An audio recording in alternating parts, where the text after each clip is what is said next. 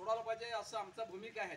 जर 48 तास ओलांडून गेला तर महाराष्ट्रभर प्रत्येक गावात काळा फित लावून या शासनाला आणि महाराष्ट्राच्या मुख्यमंत्रीला आणि सोलापूर जिल्ह्याच्या कलेक्टर साहेबांना आणि तमाम महाराष्ट्रातील कलेक्टर साहेबांना आम्ही काळा फित लावून निषेध करणार आहेत।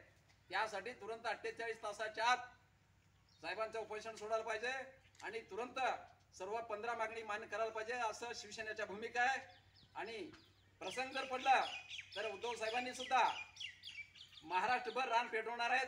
त्यासाठी हा शिवसेना कुणाला दगमगणारे पक्ष नाहीत आणि समोर जर आला अंगावर जर आला तर शिंगावर घ्यायला सुद्धा हा शिवसेना पुढे मागे पाहणार नाहीत। आणि शासनाने तुरंत याचा दखल घेऊन सध्या पावसाचा प्रसंग आहेत आणि उपोषण कार्यकर्त्यांना खूप हाल होत आहेत आणि किडनीचा आणि अवयवचा आणि फुफ्फुसचा मेंदूचा खूप त्रास होत आहे। त्यासाठी अक्कलकोट तालुक्याच्या तहसीलदार आणि सोलापूर जिल्ह्याच्या कलेक्टर साहेबांनी तुरंत याच्या दखल घेऊन 48 तासात उपोषण त्यांना सोडायला पाहिजे आणि त्यांच्या सर्व 15च्या 15 मागणी मान्य करायला पाहिजे।